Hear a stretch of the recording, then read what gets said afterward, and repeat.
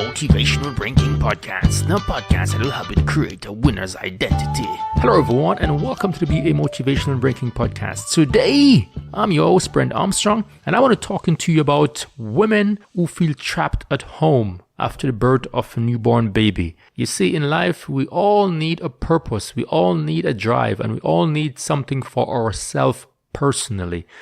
And most women, after the birth of a newborn child, feel trapped at home. Reason being, they have so much things to do that they hardly can find the time for themselves. They hardly can find the time to even get up and leave the house to go out with a friend, to have a drink, or just to have a walk in the park, or just to go shopping. The women with newborn babies always feel so trapped and alone, even if they're not alone at home. But it's all about how they think about their situation and about their life and about the things that they do on a daily basis. Most of the time when women feel trapped at home is because they feel trapped because of the workload, and they don't see a reason why they should leave their house when there's so much things to do. The thing is, when you have 1 or 2 children and also a newborn baby, it's very hard to get everything done in a day or in 2 days or in a time period that you have planned, because something is always coming in between. And you women out there, you shouldn't beat yourself up too much. That's life. And it's hard for us men to understand deeply,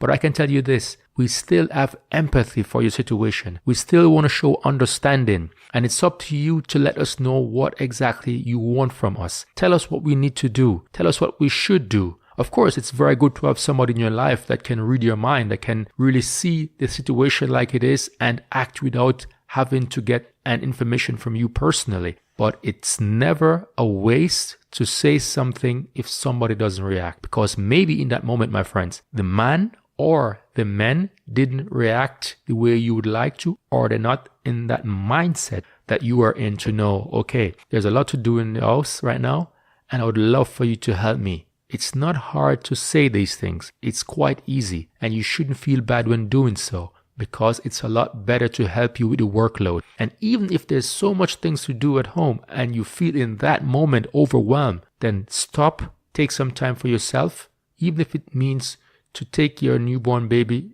in a buggy and bring him or her for a walk in the park or in the city. Get your mind free. Start doing something different. Get more energy. Breathe deep in and deep out.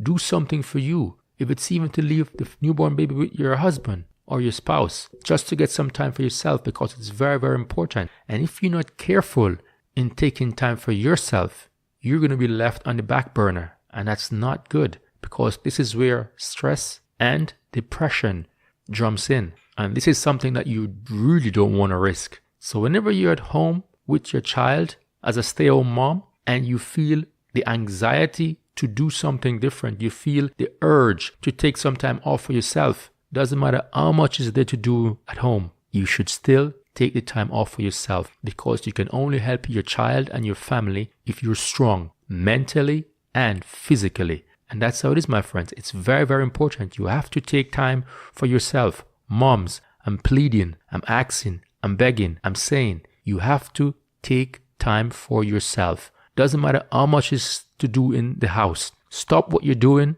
get yourself ready, give the child to your husband or your spouse, and if he's not there, if he's at work, then take the child with you for a walk, go out, meet a friend, meet a girlfriend, and just sit down, socialize, drink a coffee, and come back. And you'll be amazed at the transformation that makes when you go out of your house and go in the fresh air. You'll be amazed. It's very, very important. You have to take time for yourselves.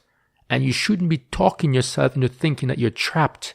Yeah? And if you're one of those women who can't really leave her house uncleaned, or you can't really look at the place as it is in a mess and go out and do something else, then you need to make notes of your plans. Do something that will help you to understand why the situation is like this and how you can change it. That means every woman with a newborn baby or a family has a routine what she does on a daily basis, and you have to take a closer look at your routines and see if there is any time that you can win by making changes in your routines in the mornings, at night, or in the afternoon.